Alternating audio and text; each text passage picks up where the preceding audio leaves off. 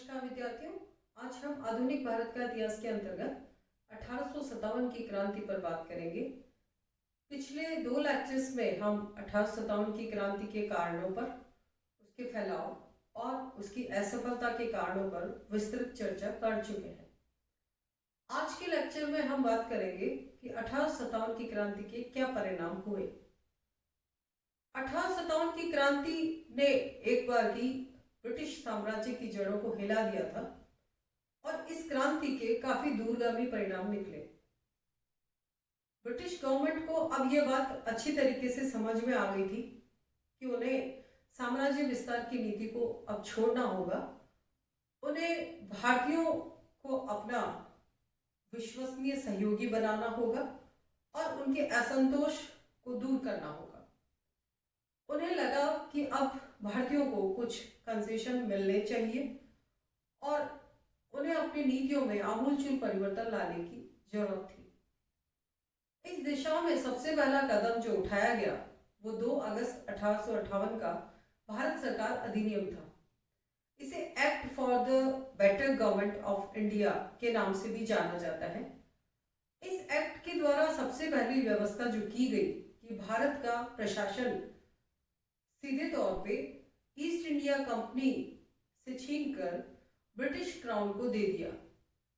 अर्थात अब से ब्रिटेन की सरकार सीधे भारत का प्रशासन संभालेगी और ईस्ट इंडिया कंपनी के हाथ से उन्होंने सत्ता ले ली।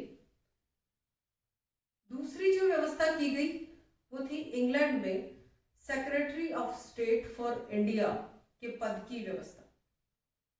सेक्रेटरी ऑफ स्टेट या राज्य सचिव नाम से एक पद सृजित किया गया और इसकी एक मंत्रणा परिषद भी रखी गई जिसके 15 सदस्य होते थे। इस सेक्रेटरी ऑफ स्टेट के पद पर सबसे पहले सर चार्ल्स वुड को नियुक्त किया गया।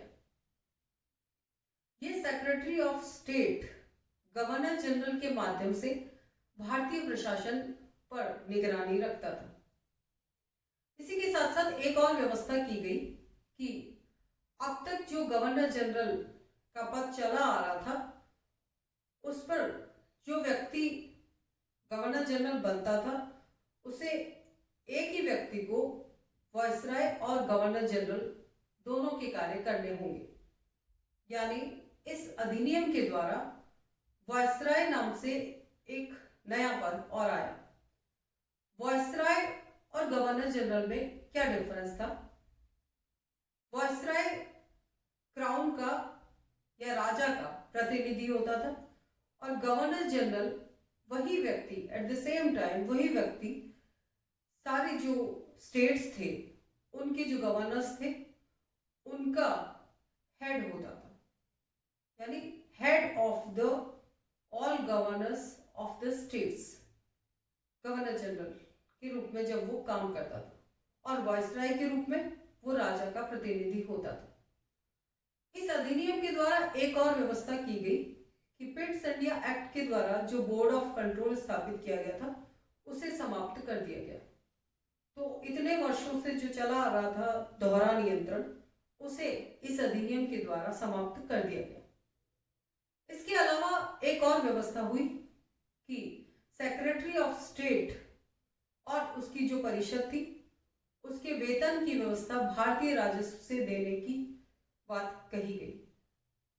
तो इस प्रकार से 1858 का ये जो भारत सरकार अधिनियम है इसने भारत में प्रशासन का जो नियंत्रण है वो सीधे तौर पे ईस्ट इंडिया कंपनी के स्थान पर ब्रिटिश क्राउन को दे दिया और इसे हम भारत के इतिहास में एक बहुत बड़ा परिवर्तन मान सकते हैं। इसके अलावा 1857 की क्रांति का एक दूसरा बड़ा परिणाम दिखाई देता है महारानी विक्टोरिया की 1 नवंबर 1858 की घोषणा में। महारानी विक्टोरिया की जो 1 नवंबर की घोषणा थी उसे इलाहाबाद के दरबार में सुनाया गया और उस घोषणा से स्पष्ट रूप से पता चलता है कि भारत के जो शासक थे उनके प्रति नीति में काफी परिवर्तन किए गए। महारानी ने जो घोषणा की उसके अनुसार क्षेत्र विस्तार की नीति को अब त्याग दिया गया, यानी ब्रिटिश गवर्नमेंट किसी भी प्रकार से अपना साम्राज्य का विस्तार करने के पक्ष में नहीं थी। दूसरा ये कि क्रांति के दौरान किसी भी प्रकार से ब्रिटिश प्रजा को कोई भी हत्या या उन्हें कोई भी नुकसान हुआ हो, उसके अलावा अन्य जो भी अपराधी थे उन्हें माफ कर दिया गया। एक और बात कही गई कि भारतीयों के धर्म में अब किसी भी प्रकार से हस्तक्षेप नहीं किया जाएगा। महारानी ने यह भी घोषणा की कि शासकों और जागीरदारों को ब्रिटिश साम्राज्य का आधार स्तंभ बनाया जाएगा, यानी अब उनसे सहयोगी के रूप में व्यवहार किया जाएगा उनके साथ, और उन्हें साम्राज्य का आधार स्तंभ बनाया जाएगा। इसके अलावा सरकारी नौकरियों में भारतीयों को बिना किसी भेदभाव के नियुक्ति दी जाएगी। इस प्रकार की बात इस 1 नवंबर 1858 की महारानी की घोषणा में कही गई, और यह भी भारत के इतिहास में बहुत महत्वपूर्ण घोषणा थी, क्योंकि इस घोषणा के पश्चात दिखाई देता है कि ब्रिटिश गवर्नमेंट ने काफी हद तक इस घोषणा के अकॉर्डिंग काम करना शुरू किया था। एक और परिणाम दिखाई देता है भारतीय जनपद सेवा अधिनियम 1861 के रूप में। इसे इंडियन सिविल सर्विस एक्ट भी कहा जाता है। इसके द्वारा प्रत्येक वर्ष लंदन में एक प्रतियोगी परीक्षा आयोजित किए जाने का प्रावधान किया गया, और इसके द्वारा महारानी की घोषणा को अमल में लाने का प्रयास किया गया। जैसा कि महारानी की घोषणा में कहा गया कि हमारी प्रजा, चाहे वो किसी भी जाति अथवा धर्म की क्यों ना हो, बिना किसी भेदभाव के स्वतंत्र रूप से अपनी योग्यता के आधार पर हमारी सेवा में सभी पदों पर नियुक्त की जाएगी। तो इस घोषणा के अकॉर्डिंग इस सिविल सर्विस एक्ट में इस प्रकार की व्यवस्था की गई कि भारतीयों को प्रतियोगी परीक्षा में प्रवेश लेकर के उच्च प्रशासनिक पद दिए जा सके। यद्यपि इसमें कुछ इस प्रकार से व्यवस्थाएं की गई कि भारतीय इस परीक्षा को बहुत ही कम उत्तीर्ण कर पाते थे। 1857 की क्रांति का एक और महत्वपूर्ण परिणाम दिखाई देता है सेना के पुनर्गठन के रूप में, क्योंकि इस क्रांति को आरंभ करने वाले सैनिक ही थे। अंग्रेजों को यह स्पष्ट हो गया कि सेना में पूरी तरीके से परिवर्तन किए जाने की आवश्यकता है, और अब उन्होंने यह महसूस करते हुए कि भारतीय सैनिकों की संख्या ज्यादा है, तो भारतीय सैनिकों की संख्या को अब उनका जो प्रपोर्शन था उसको कम किया गया, और अब भारतीय सैनिक जो पहले लगभग 2.5 लाख के आसपास थे, उन्हें कम करके 1,40,000 के आसपास कर दिया गया। और वहीं यूरोपीय सैनिक जो कि लगभग 40-50,000 के आसपास थे, उन्हें बढ़ा करके 65,000 के आसपास लाया गया। इसके अलावा एक आर्मी अमलगमेशन स्कीम लाई गई। इसके अंतर्गत लिंक्ड बटालियन स्कीम शुरू की गई। इसमें भारत में जो भी यूरोपीय सेना होती थी और इंग्लैंड में जो भी सेना होती थी ब्रिटिश, उसमें लिंक बटालियन स्कीम को लागू किया गया। यानी थोड़े थोड़े समय के पश्चात ब्रिटिश भारत में जो यूरोपीय सेना होती थी उसे इंग्लैंड भेज दिया जाता था, और इंग्लैंड में जो अंग्रेजों की सेना होती थी उसे भारत में ले आते थे, और इस प्रकार से उन्हें बार बार उनमें एक जगह से दूसरे जगह उनका स्थान जो है वो परिवर्तन किया गया। इसके अतिरिक्त लंदन में रॉयल मिलिट्री कॉलेज में कुछ भारतीय सैनिकों को यह सुविधा जो पहले दी जाती थी कि उन्हें वहां ट्रेनिंग लेकर के किंग्स कमीशन मिलता था। अब ये व्यवस्था बंद कर दी गई। भारतीय सैनिकों को अब सिर्फ वायसराय कमीशन ही मिलेगा, क्योंकि अंग्रेजों को ये भली भांति समझ में आ गया कि सैनिकों के कारण ही ये सारा विद्रोह हुआ और उनका जो ढांचा था उसमें पूरी तरीके से परिवर्तन लाए जाने की आवश्यकता है। उन्हें यह भी समझ आ गया कि सैनिकों की अब जो यूनिट बनाई जाएगी वो जाति धर्म के आधार पर बनाई जाएगी, और उन्हें लगने लगा कि क्योंकि यहाँ का इंडिया का सोशल स्ट्रक्चर ही ऐसा है कि यहाँ जाति और धर्म के आधार पर इन्हें अलग अलग कर दिया जाना ही उचित है। तो इस प्रकार से जो अब यूनिट्स बनाई गई उसमें जाति और धर्म को मुख्य रूप से तवज्जो दी गई, और इस प्रकार से उन्होंने सेना का जो स्वरूप था वो काफी हद तक परिवर्तित कर दिया, और सैनिकों का जो प्रपोर्शन था मेनली उसमें वो परिवर्तन ले आए। इसके अलावा उन्होंने सेना में जो भारतीय जो कि मुख्य मुख्य जगहों पर तैनात थे उन्हें वहां से हटा दिया। जैसे आर्टिलरी से भारतीयों को हटा दिया गया, अब उन्हें कम महत्वपूर्ण जगहों पर रखा जाने लगा। वायसराय कमीशन जिन भारतीय सैनिकों को मिलता था उनकी स्थिति अब यूरोपीय सैनिक जो कि बहुत फ्रेश होते थे या नए होते थे उनके सामने भी वो बहुत उच्च फील नहीं कर सकते थे, यानी उनको वो बहुत निम्नतम दर्जे की स्थिति उनकी रख दी गई। तो इस प्रकार से सेना के पुनर्गठन के द्वारा ब्रिटिश गवर्नमेंट ने ये कोशिश की कि अब से भविष्य में कम से कम सेना के द्वारा इस प्रकार से किसी भी विद्रोह की पुनरावृत्ति नहीं हो, और इसमें उन्होंने काफी परिवर्तन को लिया।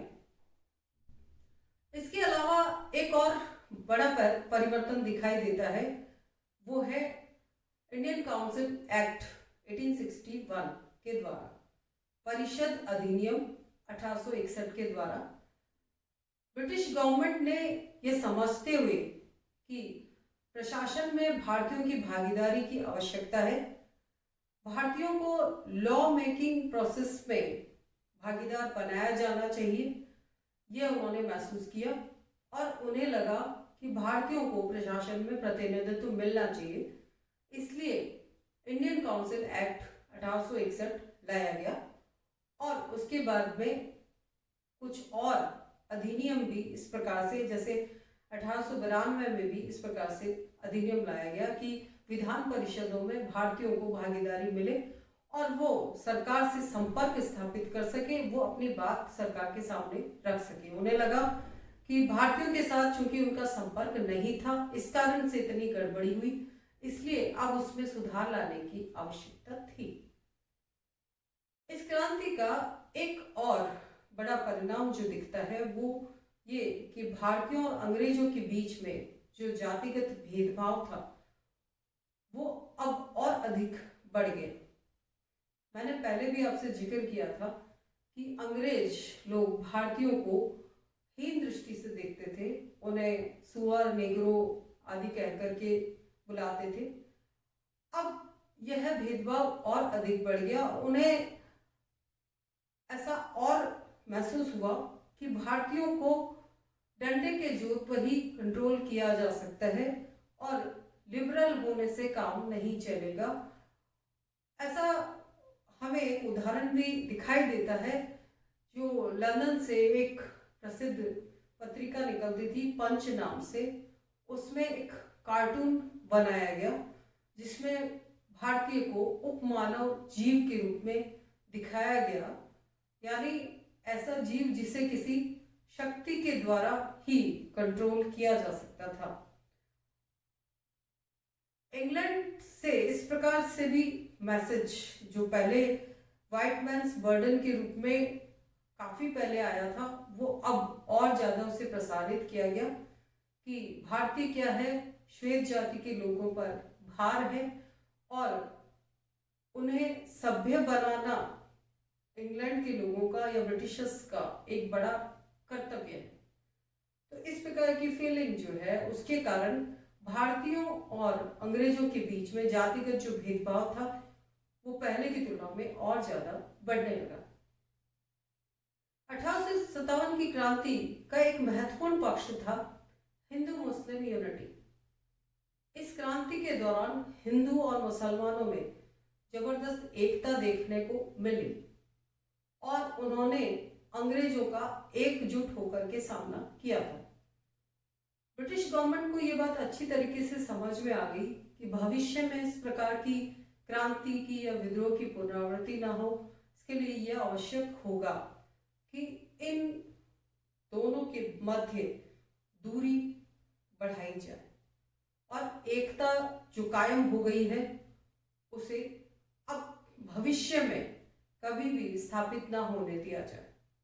तो इस क्रांति के पश्चात British government divide and rule policy पर चलती हुई नजर आती है, यानी फूट डालो और राज्य करो की नीति का अनुसरण अब हुआ और हिंदू और मुसलमानों को एक दूसरे से दूर करने के सरकार की तरफ से प्रयास आरंभ हो गए और ये प्रयास हमें बाद के वर्षों में लगातार दिखाई पड़ते हैं कि सरकारी सेवाओं में उन्होंने इस प्रकार से प्रयास किए कि दोनों संप्रदाय के लोगों में आपस में ईर्ष्या और नफरत की भावना फैले कि एक संप्रदाय के लोगों को ज्यादा प्राथमिकता दी गई या उन्हें नियुक्तियां दी गई ताकि दूसरे संप्रदाय के लोग उनसे ईर्ष्या करें या उनके प्रति उनके मन में द्वेष आए। इसी प्रकार की एक और कोशिश 1909 के मिंटो मॉर्ले अधिनियम के द्वारा की गई, जिसके अंतर्गत मुसलमानों के लिए पृथक से प्रतिनिधित्व की प्रणाली आरंभ की गई। तो इस प्रकार से 1857 की क्रांति हमारे को स्पष्ट रूप से दिखाती है कि भारत का जो राजनीतिक घटनाक्रम था उसमें काफी परिवर्तन आए और सबसे बड़ा परिवर्तन ईस्ट इंडिया कंपनी के शासन की समाप्ति और ब्रिटिश क्राउन के द्वारा शासन का नियंत्रण अपने हाथ में ले लेना था। और इसके अलावा भारतीयों को उन्होंने बराबरी का दर्जा देने की कोशिश की या उनसे बातचीत करने की कोशिश की, तो वो इसी 1857 की क्रांति का परिणाम है कि सिविल सर्विसेज एक्ट लाया गया, इंडियन काउंसिल एक्ट लाया गया और अंग्रेजों ने भारतीयों को संतुष्ट करने के प्रयास किए। यद्यपि इन्हें क्रियान्वित करने में उन्होंने उतना ढंग से कार्य नहीं किया, या ये कह सकते हैं कि ये इसका सैद्धांतिक पक्ष ही रहा, परंतु उन्होंने इस बारे में सोचा अवश्य, ये हम जरूर कहेंगे।